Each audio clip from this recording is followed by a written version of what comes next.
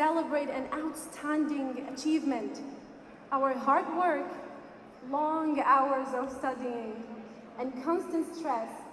Fellow graduates and friends of the graduating class, I would like to welcome you all.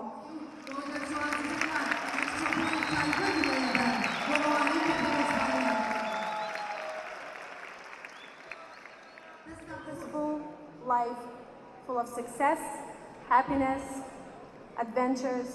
زۆر دڵخۆشم بەوەی کە 4 ساڵ بەسەرکەوتوو لە زاکۆ بەشی ئینگلیزیم تەواو کرد هیوام وایە کە سوودم بۆ کۆمەلگاکەم هەبێت. پیرۆزبایی لە پشت قوتابی خۆشەویستان دەکەم و پیرۆزبایی لە مامۆستاکانم دەکەم ئێمە بەهۆی ئەوانەوە توانیمان شەهادەی بەرز بەدەستبێنین و هیوادارم بەردەوام بم و هیوادارم زیاتر هەوڵ بدەم زیاتر خزمەتی کوردستانەکەم کەم. من وەکو قوتابیەک زۆر خۆشحاڵم ئەمڕۆ ڕۆژی دەرچوونمە لەم زانکۆیە هیوادارم دەرچوونمان بێتە مایە خۆشحاڵی بۆ گەلی کوردستان و زۆر سوپاسی مامۆستا و بۆ ڕێزەکان و دایک و باوک خۆشەویست و هاوڕێیان دەکەم کە زۆر یارمەتیان دام تا گەیشتمەوە کۆناغا.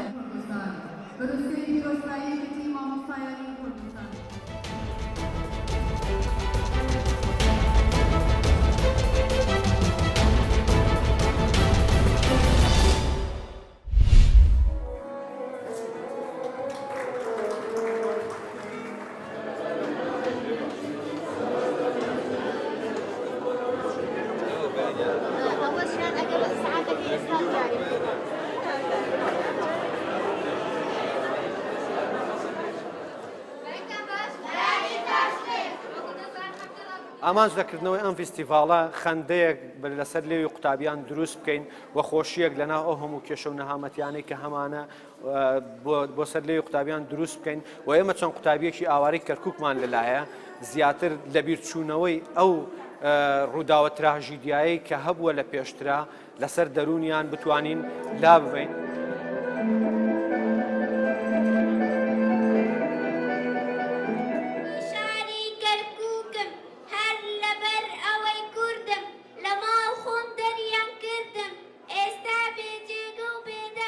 منو گۆرانی بێژێک لە قوتابخانەی یانستی کە هەستان بە کردنەوەی فستیڤالێکی کەلتوری ئەنجامماندا و چەند گۆرانیەکم پێشکەش کرد و هەروەها دەستخۆشی لە مامۆستاکان مەکەم بە ئەنجامدانی ئەم فستیڤاڵە بە بۆنە یادی نەورۆز و یادەکانی ترەوە کە فستیڤالێکی زۆر جوان و گەورە و کەلتوریان کردێتەوە و دەستخۆشیان لێ یەکەم.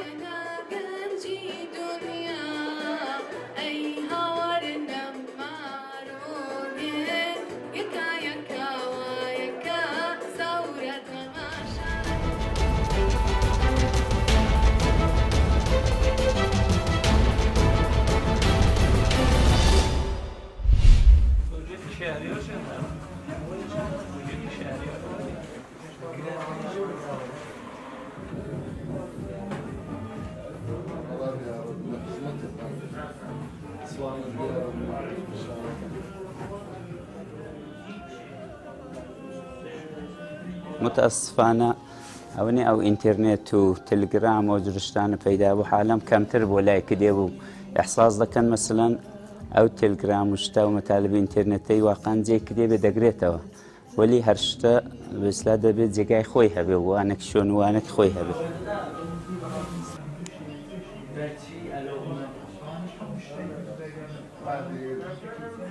ئەو پێشانگایە بە بۆنەی بەرحاڵ بەرە و ساڵی تازە چوونمان کردە بەهانەیە کە پێشانگایەکی کتێب بۆ خزمەت هاوشاریانی عەزیزی ڕائە بدەین. جا ئێمە نەقشی سەرەکی و پێشانگایە ئەوەیە کە ئێمە بتوانین واقعان لەسەر جینی منداڵ و ئەو نەسلێک تا هەتوو دێ ئینشاڵا کار بکەین بەڵکو دەگەڵ فەرهەنگی کتێب و کتێبخانی زیاتر ئاشنا بن.